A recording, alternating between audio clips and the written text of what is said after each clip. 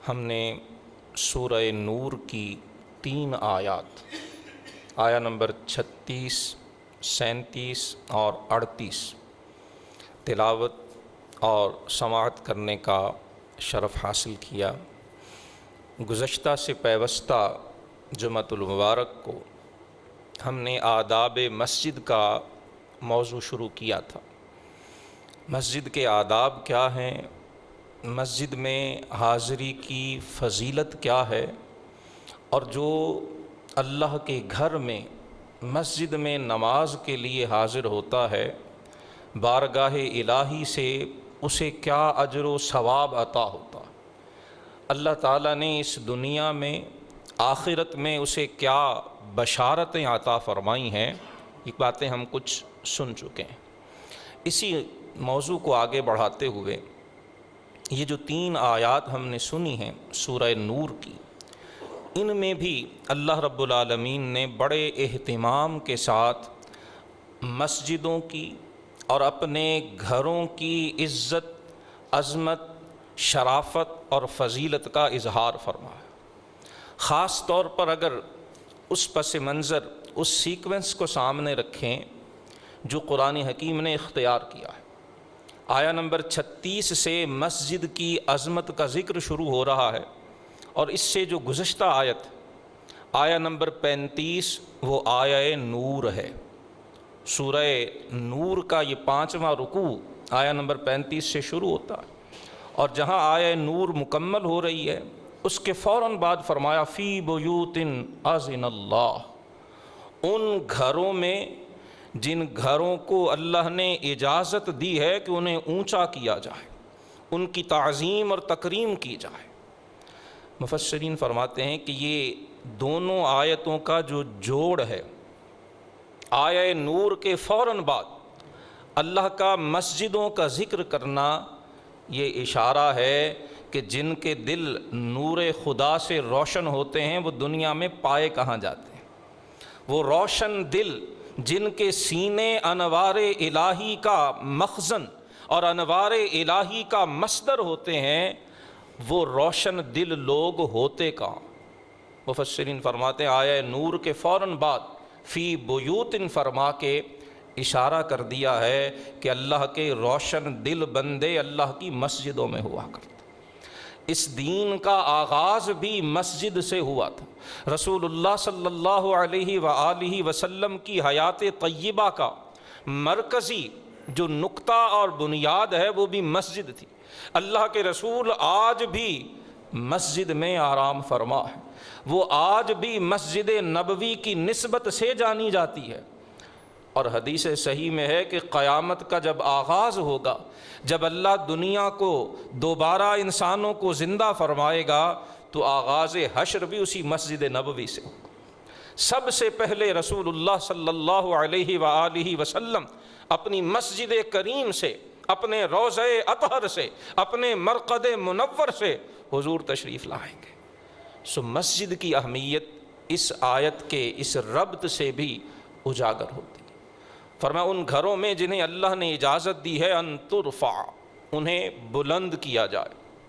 حضرت حسن بصری ائمہ تفسیر فرماتے ہیں کہ ترفع کا ایک معنی کسی عمارت کی بنیاد رکھنا بھی ہوا کرتا، جیسے بنائے کعبہ کے حوالے سے سورہ بقرہ میں قرآن حکیم نے ارشاد فرمایا وَإِذْ يَرْفَعُ إِبْرَاهِيمُ الْقَوَاعِدَ، وہاں بھی رفع قواعد، بیت اللہ کی بنیادیں اٹھانے کا ذکر ہے، اور یہاں بھی فرمایا اذن اللہ ان ترفع، اللہ نے اجازت دی کہ ان گھروں کو بلند کیا جائے۔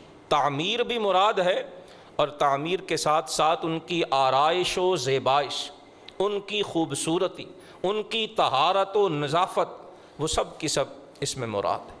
وَيُذْكَرَ فِيهَا اسْمُهُ، فرمایا اللہ نے یہ حکم دیا کہ ان گھروں میں اللہ کا نام لیا جائے، اللہ کا ذکر کیا جائے۔ يُسَبِّحُ لَهُ فِيهَا بِالْغُدُوِّ وَالْآصَالِ، فرمایا وہ جو اللہ کے گھر ہیں، وہ جو انوار ربانی کے مراکز ہیں، وہاں فرمایا صبح اور شام اللہ کی پاکی بیان کرتے ہیں۔ رجال، وہ جواں مرد، لا تلہیہم تجارہ، جنہیں کوئی تجارت اللہ کے ذکر سے غافل نہیں کرتی، ولا بیع، اور نہ ہی کوئی چیز بیچنا انہیں یاد خدا سے غافل کرتا۔ مفسرین فرماتے ہیں تجارت، خریدنا بیچنا، یہ دونوں ہی تجارت میں شامل تھے۔ تو جب تجارت ارشاد فرما دیا گیا، پھر اس کے بعد الگ سے بیع، اس کا ذکر کرنا بظاہر فائدے سے خالی لگتا ہے۔ انسان کے کلام میں تو یہ بات عین ممکن ہے، واقع ہے کہ بہت سی باتیں بلا فائدہ بھی ہو جاتی، غیر ضروری بھی ہو جاتی، لیکن اللہ کے کلام میں کوئی لفظ بھی غیر ضروری نہیں ہے، کوئی لفظ بھی بے فائدہ نہیں ہے۔ تجارت کہتے ہی لین دین کو ہے، خریدنا بیچنا یہ دونوں تجارت کا حصہ ہیں۔ قرآن نے تجارت بھی ذکر کیا، اور پھر اس کے بعد بیع۔ بیع عربی میں خاص ہے کسی چیز کو فروخت کرنے کے، خریدنے کے لیے شراء بولا جاتا ہے، اشتراء، اور بیچنے کے لیے بیع۔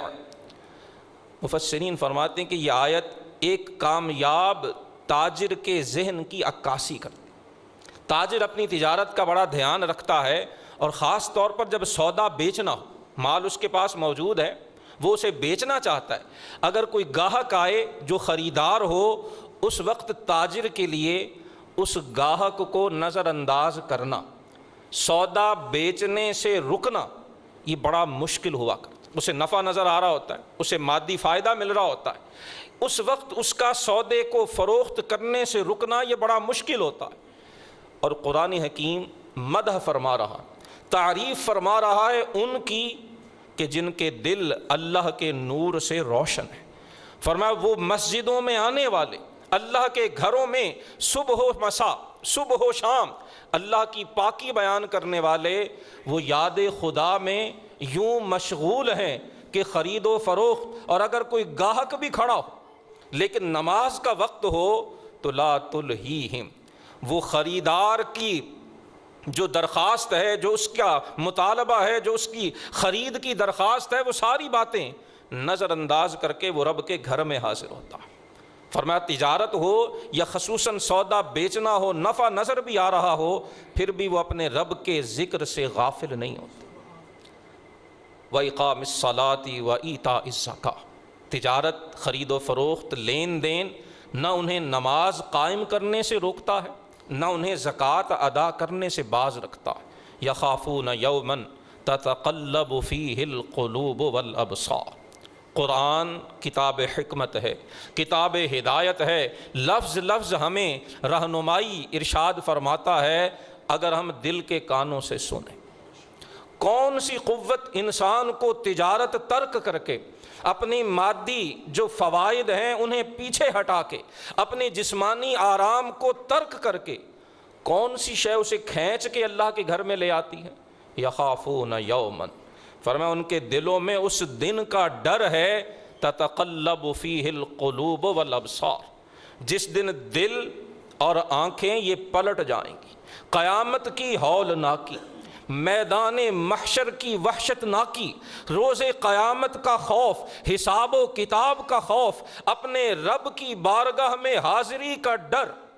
فرمایا یہ وہ جذبہ ہے جو انہیں کھینچ کے اللہ کے گھروں میں لے آتا، اور جب وہ اپنے رب سے لرزاں و ترساں اس کے گھر میں حاضر ہوتے ہیں، لیجزیہم اللہ احسن ما عملوا، فرمایا پھر اللہ انہیں ان کے بہترین اعمال کا شاندار اجر عطا فرمائے، وَيَزِيدَهُم مِّن فَضْلِهِ، اور اتنا ہی نہیں کہ جتنے انہوں نے عمل کیے وہی اجر ملے گا، فرمایا نہیں، اللہ انہیں اپنے فضل سے بڑھا کے عطا فرمائے۔ جو تجارت چھوڑ کر اس کے گھر میں آئے ہیں، آرام چھوڑ کر اس کے گھر میں آئے ہیں، دنیا کی لذتوں سے منہ موڑ کے اس کے گھر میں آئے ہیں، فرمایا تم اگر میرے گھر میں آئے ہو تو یقین رکھو لِيَجْزِيَهُمُ اللَّهُ أَحْسَنَ مَا عَمِلُوا، یہ جو تم اچھے عمل کرو گے، نماز ہے، ذکر ہے، قرآن کی تلاوت ہے، مسائل کا سیکھنا ہے، بیٹھنا ہے، تمہارا یہ وقت گزارنا، اللہ اس کا اجر بھی دے گا، وَيَزِيدَهُم مِّن فَضْلِهِ، اور اپنے فضل سے کہیں زیادہ کر کے دے گا۔ وَاللَّهُ يَرْزُقُ مَن يَشَاءُ بِغَيْرِ حِسَابٍ، فرمایا اللہ تو جسے چاہے بے حساب رزق عطا فرماتا، وہ جب دے گا تم اس کی بارگاہ میں حاضر ہوتے رہو، اس کے گھر میں آتے رہو، اپنے تئیں جتنی تمہاری بساط ہے، جتنی تمہاری ہمت ہے، جتنی استطاعت ہے، اس کے احکام کی فرما برداری کرتے رہو، وہ تمہارے اعمال کا اجر بھی دے گا، اس سے تمہیں زیادہ بھی دے گا، اور زیادہ میں بھی جہاں تمہاری حد ختم ہو جاتی ہے وہ تمہیں بے حساب عطا فرمائے۔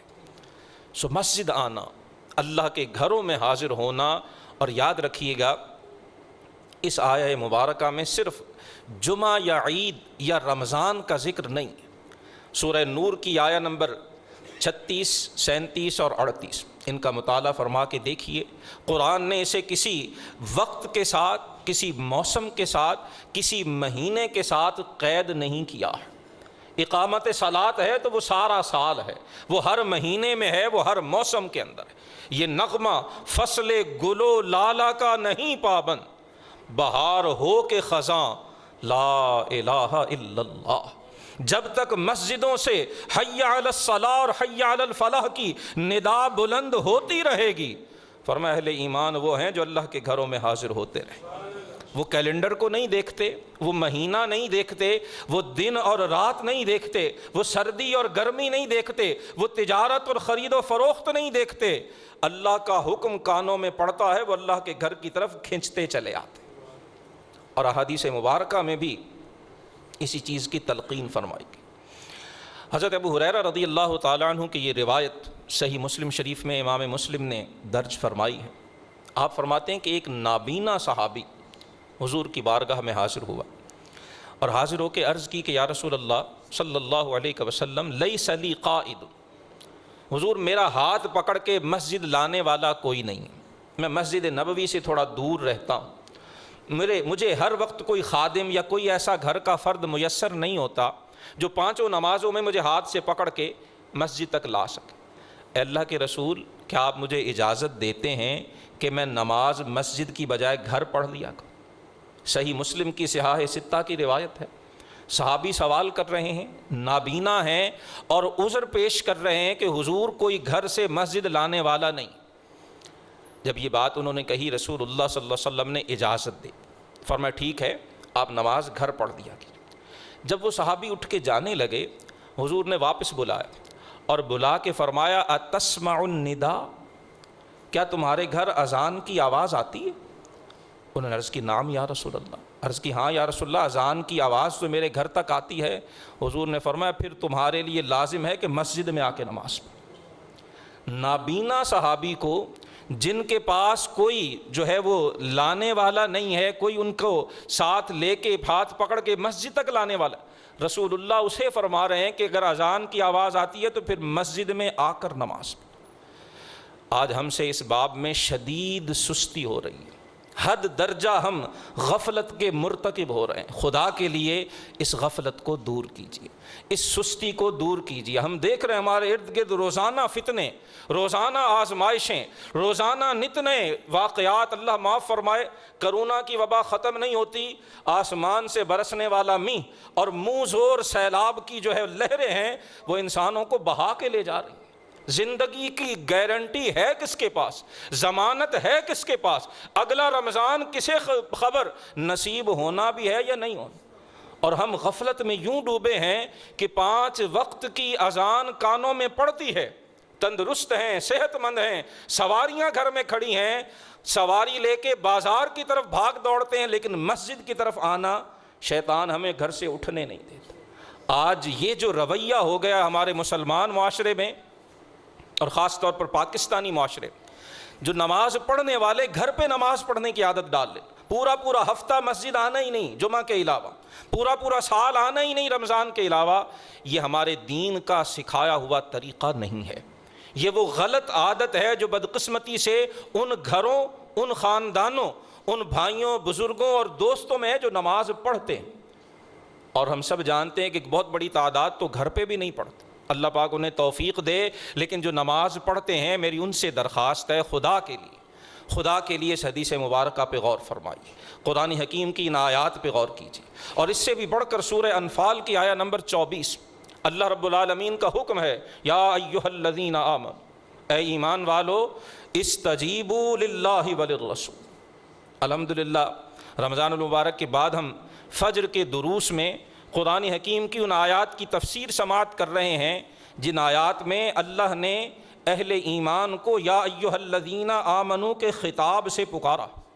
سورہ بقرہ اور سورہ آل عمران کی الحمدللہ ان آیات کی تفسیر ہو چکی، کل سے انشاءاللہ ہم آگے شروع کریں گے۔ یہ آیت بھی ان آیات میں سے جس میں اہل ایمان کو خطاب کیا گیا، اور مفسرین فرماتے ہیں جب سنو قرآن میں یا ایھا الذین آمنو، فرمایا بیدار ہو جاؤ، جاگ جاؤ، دھیان کرو توجہ سے، ہر غفلت، سستی اور کوتاہی کو پیچھے ہٹا کے توجہ سے سنو کہ کیا حکم دیا جا رہا۔ ارشاد ربانی ہے ایمان والو استجیبوا للہ وللرسول، اللہ اور اللہ کے رسول کے حکم پہ لبیک کہو، اللہ اور اللہ کے رسول کے حکم پہ حاضر ہو جاؤ۔ اذا دعاکم لما یحییکم، جب وہ تمہیں اس چیز کے لیے بلائیں جو تمہیں زندگی بخشتی ہے۔ اور مفسرین فرماتے وہ زندگی ایک جسمانی ہوتی ہے اور ایک روحانی۔ نماز یہ بندہ مومن کی روحانی زندگی ہے، یہ بندہ مومن کے دل کی زندگی کی بنیاد اور اساس ہے۔ سو نماز کے لیے مسجد میں آنا یہ ہر تندرست عاقل بالغ مرد پر لازم ہے، ضروری ہے، اور اس میں جو کوتاہی ہے اسے ضرور ہمیں چھوڑنا چاہیے۔ جب ہم مسجد میں حاضر ہوں تو انداز کیا ہونا چاہیے، طریقہ کار کیا ہونا چاہیے؟ قرآن حکیم میں سورہ اعراف کی آیہ نمبر 31 میں ہمیں وہ ادب بھی سکھایا گیا۔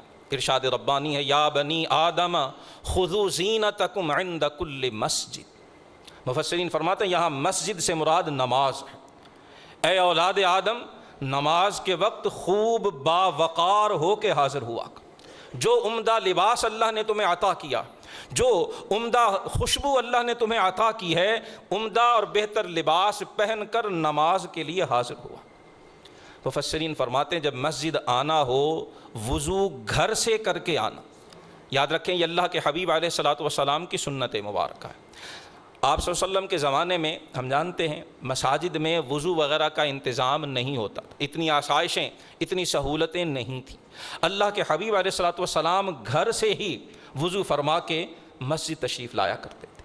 آج بھی ہمیں کوشش کرنا چاہیے کہ ہم گھر سے اچھے طریقے سے، اور یہ صرف نماز جمعہ کے لیے نہیں، نماز جمعہ کے لیے الگ اہتمام کرنے کا دین نے حکم دیا ہے، احادیث میں اس کی ترغیب دلائی گئی ہے، لیکن آیت عام ہے یا بنی آدم خذوا زینتکم عند کل مسجد۔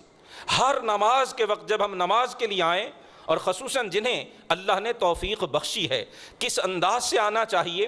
مسواک کر کے، وضو کر کے، ناخن اور بالوں کا خیال کرتے ہوئے، عمدہ صاف ستھرا لباس جو اللہ نے عطا فرمایا ہو وہ پہن کر، خوشبو لگا کر پھر ہمیں مسجد کی طرف آنا چاہیے۔ اور آتے ہوئے پچھلے سے گزشتہ جمعہ عرض کی تھی، دعائیں پڑھتے ہوئے راستے میں بھی اللہ کا ذکر کرتے ہوئے مسجد میں حاضر ہونا چاہیے۔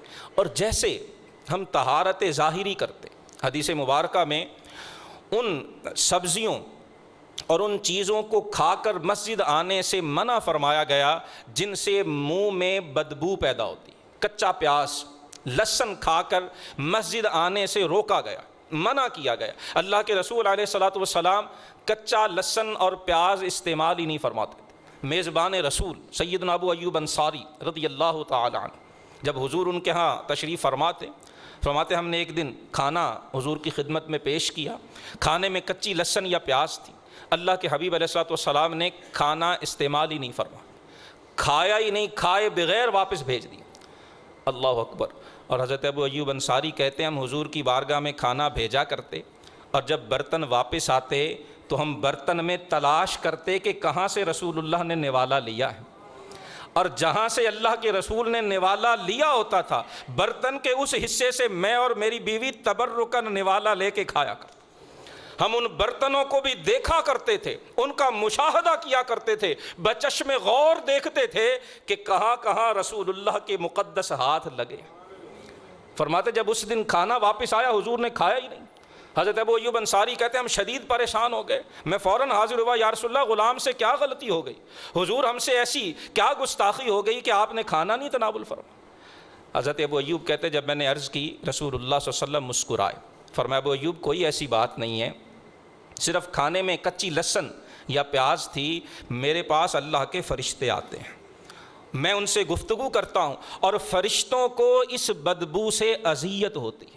فرمایا اس لیے میں یہ استعمال نہیں کرتا، تم کھا سکتے ہو، یہ تمہارے لیے روا۔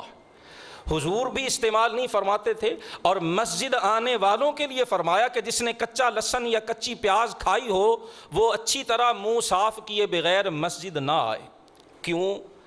کہ یہ وہ چار دیواری ہے، یہ وہ گھر ہے جہاں ہر وقت اللہ کے نورانی فرشتے موجود ہوتے ہیں۔ جو فجر کے وقت آتے ہیں وہ عصر تک رہتے ہیں، اور جو عصر کے وقت آتے ہیں وہ پھر صبح تک رہتے ہیں۔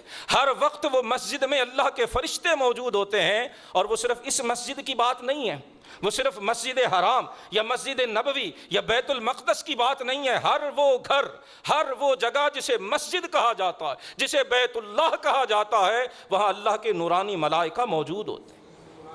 لہٰذا مسجد آتے ہوئے ہمیں اپنی ظاہری صفائی کا بھی خیال رکھنا چاہیے۔ منہ سے اگر کسی کے بدبو آتی ہے، یہ کچی سبزیاں جیسے عرض کی جو بدبو کا باعث ہوتی ہیں، اور جو بھائی سگریٹ وغیرہ استعمال کرتے ہیں انہیں اور زیادہ اہتمام کرنا چاہیے اور زیادہ خیال رکھنا چاہیے۔ کوشش فرمائیں اس بیماری سے جان چھوٹ جائے۔ اگر جان نہیں چھوٹتی تو مسجد حاضر ہوتے ہوئے کم از کم پورا اہتمام کر کے الائچی جیب میں رکھیں، کوئی ایسی چیز جیب میں رکھیں جو آپ چبائیں، اور وہ تمباکو کی جو بدبو ہے وہ آپ کے منہ سے نہ آئے۔ وہ فرشتوں کے لیے بھی اذیت کا باعث ہے، اور وہ دوسرے نمازیوں کے لیے بھی اذیت کا باعث بن سکتا ہے۔ اسی طرح سے بعض لوگوں کے پاؤں میں مسئلہ ہوتا ہے، اسمیل وغیرہ آتی ہے، خاص طور پر جب سردیاں آتی ہیں۔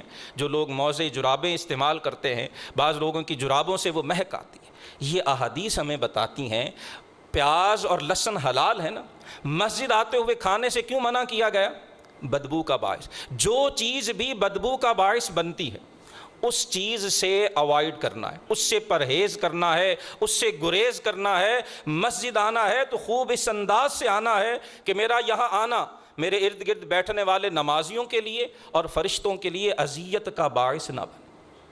ہم جانتے ہیں انشاءاللہ ہم کبھی تفصیل سے بات کریں گے جمعہ کے آداب پہ بھی۔ جمعہ کے دن جو غسل کو مسنون ارشاد فرمائے گا، غسل کی جو تاکید کی گئی ہے اس میں ایک بنیادی وجہ یہ تھی کہ ابتدا میں مسجد نبوی کچی تھی، موسم گرمی کا ہوتا، صحابہ کہتے ہم موٹا لباس پہنتے تھے، کام کاج محنت مشقت والے کرتے تھے، پسینہ آیا ہوا ہوتا تھا۔ جب زیادہ لوگ اکٹھے ہوتے تھے اس پسینے سے ایک دوسرے کو اذیت ہوتی۔ اللہ کے رسول صلی اللہ علیہ وسلم نے حکم دے دیا کہ جو نماز جمعہ کے لیے آئے، کیونکہ جمعہ والے دن کثرت سے لوگ آتے ہیں، زیادہ رش ہوتا ہے، فرمایا وہ غسل کر کے خوشبو لگا کے پھر مسجد آئے۔ تو یہ جمعہ کے دن غسل کا حکم بھی اس پسینے کی بدبو سے دوسرے نمازیوں کو محفوظ رکھنے کے لیے۔ میرا فرض ہے کہ اگر بعض لوگوں کی یہ ایک بیماری ہے، بعض کے پسینے میں زیادہ اسمیل ہوتی ہے، یہ جیسے عرض کی پاؤں میں ہو جاتی، اگر مجھے یہ مسئلہ ہے تو یہ احادیث مجھے ذمہ داری یاد دلاتی ہیں۔ میں اس انداز سے مسجد میں حاضر ہوں کہ میری وجہ سے دوسرے مسلمانوں کو، دوسرے نمازیوں اور فرشتوں کو اذیت نہ ہو۔ یہ ظاہری طہارت ہے۔ جیسے بعض لوگوں کے پاؤں میں اسمیل ہوتی ہے، بعض کے پسینے میں زیادہ ہوتی ہے، یہ تمباکو کی ہوتی ہے، اس سے کہیں زیادہ انسان کے منہ سے اس وقت بدبو آتی ہے جب وہ جھوٹ بولتا ہے۔ حدیث مبارکہ میں کہ جب کوئی شخص جھوٹ بولتا ہے اس کے جھوٹ کی بدبو سے فرشتے وہاں سے چلے جاتے، خاص طور پر اللہ کی رحمت کے فرشتے۔ تو جب ہم مسجد میں آئیں، جیسے ہم اپنے منہ کی بو کو اس کا ازالہ کر کے آئیں، جیسے ہم اپنے جسم کی بو کا ازالہ کر کے آئیں، اسی طرح سے کوشش کریں مسجد میں جتنی دیر رہیں ہماری زبان سے کوئی ایسی بات نہ نکلے جس سے اللہ کی رحمت کے فرشتے ہم سے دور ہو جائیں۔ ہمیں باطنی طہارت پر بھی دھیان دینا چاہیے۔ اسی طرح جب مسجد میں ہم داخل ہوتے وقت اس سارے طریقے سے جیسے عرض کی پاکیزہ انداز میں باوضو ہو کر خوشبو لگا کر دایاں پاؤں مسجد میں رکھیں۔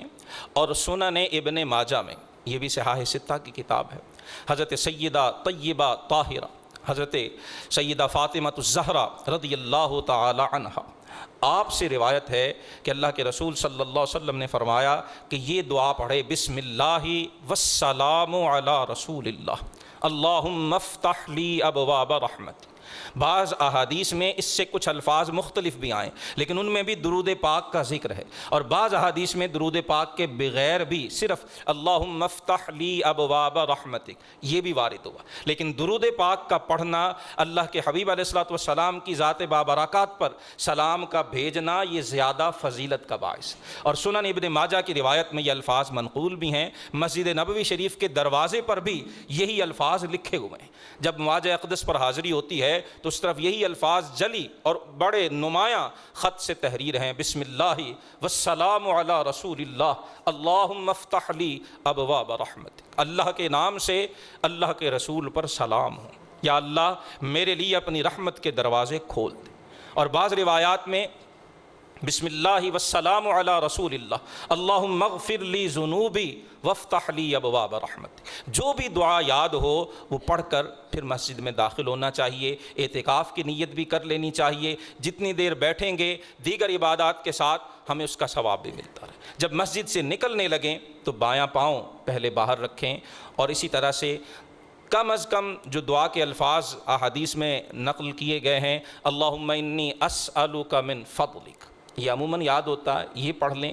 اور یہ روایت جو سنن ابن ماجہ کی ہے اس میں نکلتے وقت بھی بسم اللہ والسلام علی رسول اللہ اللہم افتح لی ابواب رحمتک وفضلک، یہ الفاظ بھی احادیث میں ذکر ہوئے ہیں، ان دعاؤں کو یاد کرنا چاہیے۔ جب مسجد میں داخل ہوں تو اس وقت صحیح بخاری اور صحیح مسلم میں حضرت ابو قتادہ رضی اللہ تعالی عنہ سے روایت ہے، متفق علیہ روایت ہے، اور یہ جو حدیث ہے اس پر بھی ہمارے ہاں عمل بہت کم ہے۔ نماز کے لیے مسجد میں آنے والے بھی اکثر و بیشتر اس اہم سنت سے غفلت اور کوتاہی کے مرتکب ہوتے ہیں، اسے دور کرنا چاہیے۔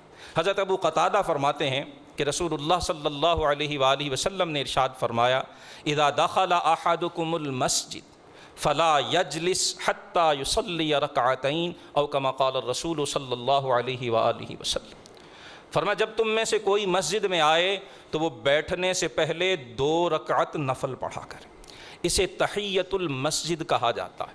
جب ہم مسجد میں آئیں بیٹھنے سے پہلے 2 رکعت تحیۃ المسجد کی نیت سے ادا کرنا، اس کا باقاعدہ اس حدیث میں اللہ کے حبیب علیہ الصلوۃ والسلام نے حکم دیا ہے۔ لیکن یاد رکھیں صرف ایک حدیث کو پڑھ کر یا سن کر کبھی بھی ہم درست شرعی معاملے اور مسئلے تک نہیں پہنچ سکتے۔ اب اس حدیث میں یہ حکم دیا گیا ہے، لیکن کیا اس کا مطلب ہے کہ جب بھی آئیں گے جس وقت بھی آئیں گے پہلے وہ نفل پڑھیں گے؟ ایسا ہرگز نہیں ہے۔ اس لیے اگر کوئی حدیث مبارکہ ہمارے سامنے آتی ہے یا ہم پڑھتے ہیں، اس پر عمل سے پہلے کسی مستند عالم دین سے رجوع کر لینا چاہیے۔ اب ادھر یہ حدیث ہے اور ادھر اللہ کے رسول صلی اللہ علیہ وسلم نے ساری زندگی کبھی نماز فجر کے لیے جب تشریف لائے ہیں حضور نے کبھی تحیۃ المسجد نہیں پڑھی، لہٰذا حدیث اپنی جگہ درست ہے اور دیگر احادیث اس کی تشریح کرتی ہیں۔ جب مسجد میں آئیں اور کوئی مانع نہ ہو، اب معنی کیا ہے؟ ایک معنی تو یہی عرض کی کہ جب فجر کے لیے آئیں گے، فجر میں رسول اللہ صلی اللہ علیہ وسلم اذان فجر کے بعد سوائے فجر کی 2 سنتوں کے کسی قسم کے نفل ادا نہیں فرماتے، نہ آپ تحیۃ الوضو پڑھتے تھے، نہ آپ تحیۃ المسجد پڑھتے تھے، اور نہ کوئی اور نفل پڑھتے۔ اذان فجر کے بعد حضور صرف 2 رکعت سنت فجر ہی ادا فرماتے، اور پھر فجر کے فرض ادا فرماتے، اور پھر جب سورج بلند ہوتا پھر آپ نوافل ادا فرماتے۔ لہٰذا جب فجر کے لیے تشریف لائیں اس وقت مسجد میں تحیۃ المسجد پڑھنا جائز نہیں۔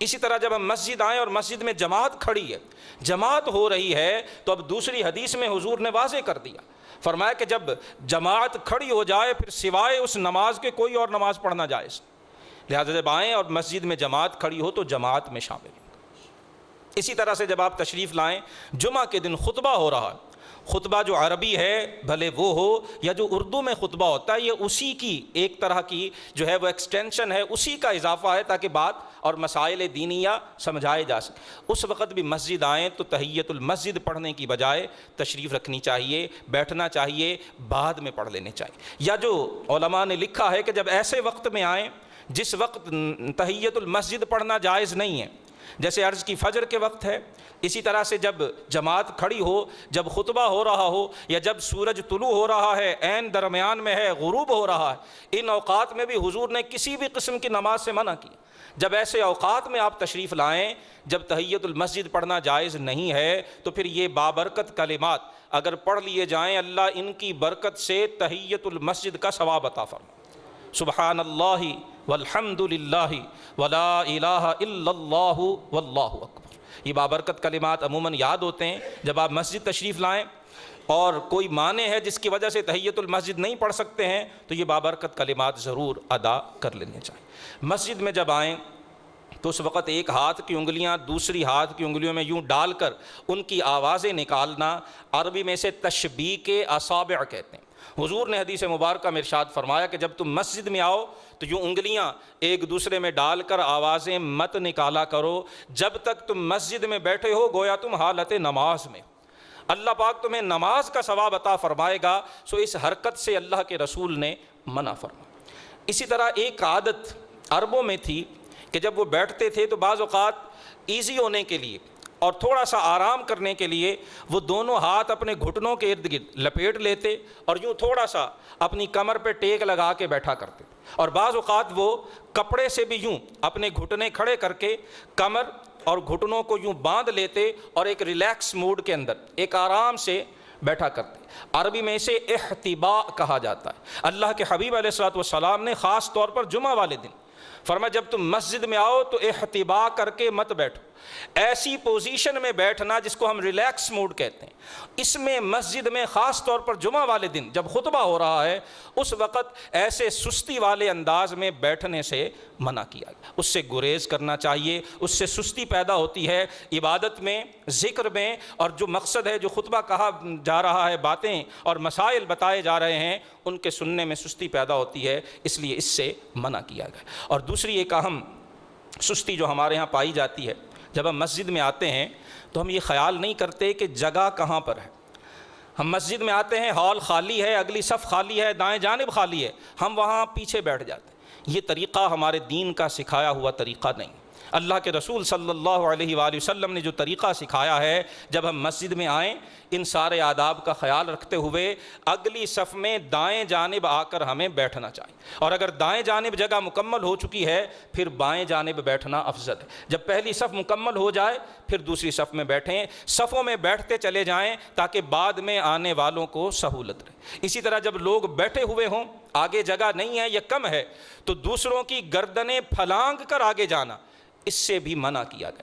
اس میں لیکن جو پہلی غلطی ہوتی ہے وہ آنے والے کرتے ہیں، آگے جگہ موجود ہے اسے خالی چھوڑ کے پیچھے بیٹھ جانا۔ علماء نے لکھا ہے کہ اگر کوئی شخص آگے خالی جگہ چھوڑ کے پیچھے بیٹھتا پھر اس کی گردن پھلانگ کے آگے جانا جائز، اور اگر آگے جگہ نہیں ہے تو جو بلا وجہ یوں گردنیں پھلانگتا ہے، پھر اللہ کے رسول نے ایک حدیث میں یہ وعید فرمایا بلا وجہ جب آگے جگہ بھی نہیں ہے جو گردنیں پھلانگ کے جاتا ہے وہ جہنم کی طرف پل بناتا۔ اب اندازہ فرمائیں، نماز کے لیے آئے ہیں، مسجد میں آئے ہیں، اللہ کے گھر میں آئے ہیں، لیکن ہماری ایک حرکت زبان نبوت کہہ رہی ہے یہ جہنم کی طرف پل بننے کا باعث، لہذا ہمیں اس سے گریز کرنا چاہیے۔ دوسرا، جب ہم مسجد میں آ کر نماز پڑھیں، خاص طور پر جب جماعت سے پہلے پڑھنی ہے یا جماعت کے بعد، اس وقت سترہ قائم کرنا، نمازی کے سامنے کوئی رکاوٹ ہونی چاہیے کہ جس سے آگے سے اگر کوئی گزرنے والا چاہے تو وہ گزر سکے۔ رسول اللہ صلی اللہ علیہ وسلم جب کھلی جگہ میں نماز پڑھاتے یا پڑھتے تو آپ کے سامنے سترہ ہوا کرتا۔ حضرت بلال حبشی رضی اللہ تعالیٰ عنہ کے پاس ایک چھوٹا نیزہ ہوتا تھا، ایک ہاتھ جتنا بڑا، آپ اسے رسول اللہ کے سامنے مصلی کے سامنے گاڑ دیا کرتے۔